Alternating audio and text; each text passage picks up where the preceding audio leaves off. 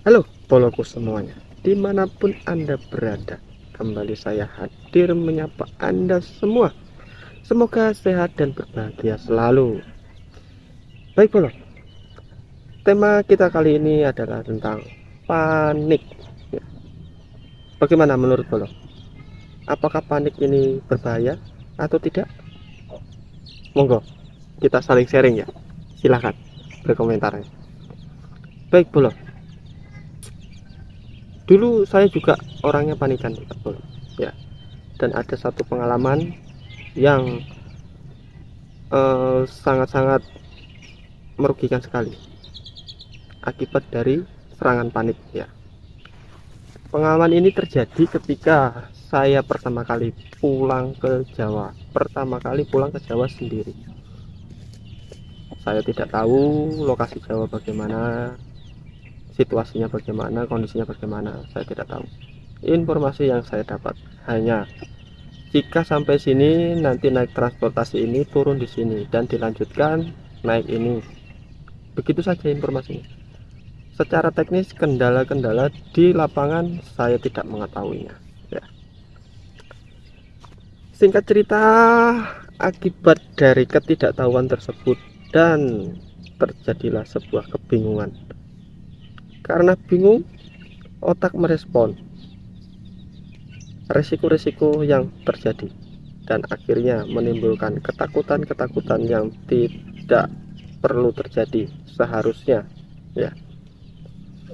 Karena orang panik ini kan ketahuan dari sikap dan wajahnya ya, ketahuan ya, semua ketahuan, sangat ketahuan dan sangat mudah untuk dimanfaatkan orang lain.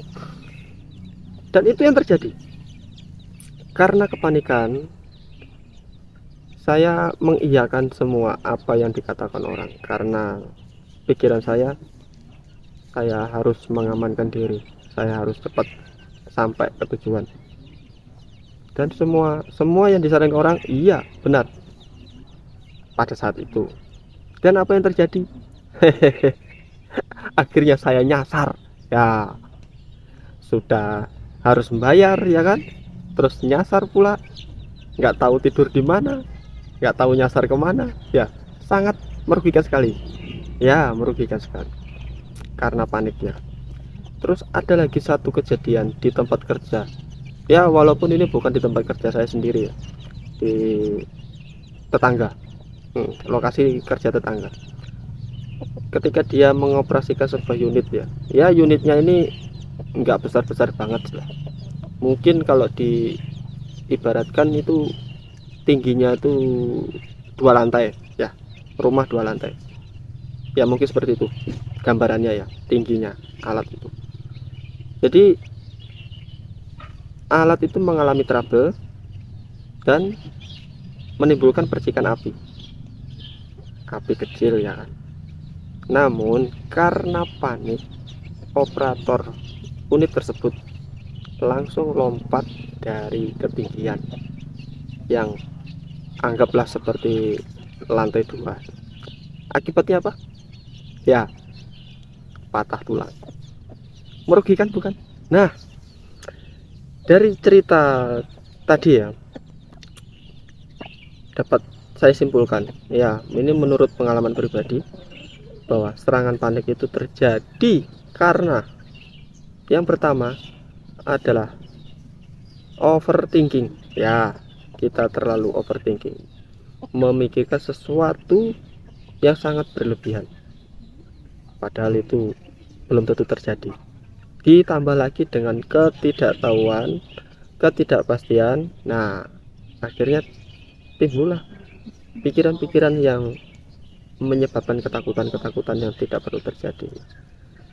Kita tahu ya bahwasanya, misalnya dari kejadian tadi yang unit terbakar tadi, pemicu kebakaran itu adalah dimulai dari api kecil ya kan. Sebagai seorang perokok, kita menyalakan api itu kan pakai menyalakan api, nyalakan rokok itu kan menggunakan api ya. Nah, api kecil kan tidak berbahaya, bisa dikendalikan. Nah, begitu juga dengan penyebab kebakaran. Penyebab kebakaran itu dimulai dari api kecil ya kan. Apabila kita tahu, kita pasti bisa mengendalikan. dan mungkin tidak terjadi kebakaran atau properti damage, ya kan? Ya, itulah karena kepanikan semuanya buyar, ya. Sangat-sangat merugikan, bisa merugikan diri sendiri, orang lain, dan bahkan properti damage atau mengakibatkan kerusakan barang. Bagaimana solusinya untuk mengatasi rasa panik? Ya, lagi-lagi menurut pengalaman pribadi saya. Karena saya bicara sesuai dengan pengalaman saya, bagaimana cara saya mengatasi rasa panik tersebut, ya. Oke, yang pertama, cara saya mengatasi panik adalah dengan cara kita harus mengenali diri kita sendiri, ya. Kita harus tahu kelemahan kita apa, kelebihan kita apa. Lucu sekali kan kalau kita tidak tahu, tidak kenal dengan diri sendiri, tidak tahu apa kelemahan kita dan kelebihan kita, tidak tahu. Wah, lucu sekali, ya kan? Ya, itu cara saya untuk mengatasi panik. Yang kedua, kita harus sadar diri, terutama bagi yang gampang panikannya, harus sadar diri. Dengan kita sadar diri, ya, kita mengenali diri kita siapa, terus tahu kelemahan kita apa, ditambah dengan kita menyadari, sadar diri bahwa kita ini gampang panikan. Nah, dengan begitu orang-orang di sekitar kita akan lebih mudah untuk membantu kita dan menolong kita untuk mengatasi kepanikan tersebut, ya kan? Apabila kita sedang mengalami panik, dengan kita sadar diri juga dan mengenali diri sendiri, kita juga pasti tahu gejala-gejala apa yang menyebabkan kita panik. Kita pasti tahu, ya kan?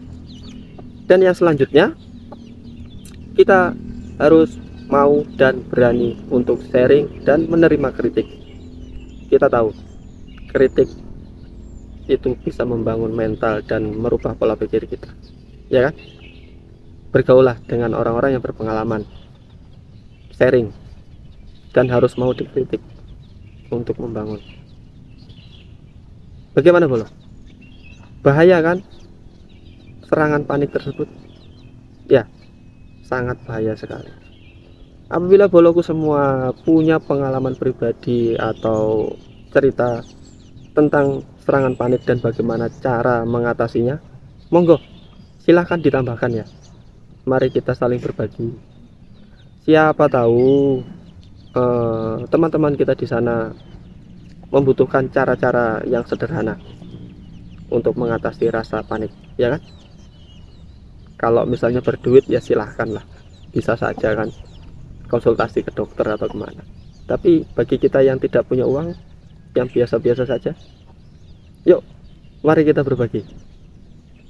Semoga ilmu-ilmu sederhana, pengalaman-pengalaman pribadi saya dan kita semua bisa bermanfaat bagi orang lain, ya kan?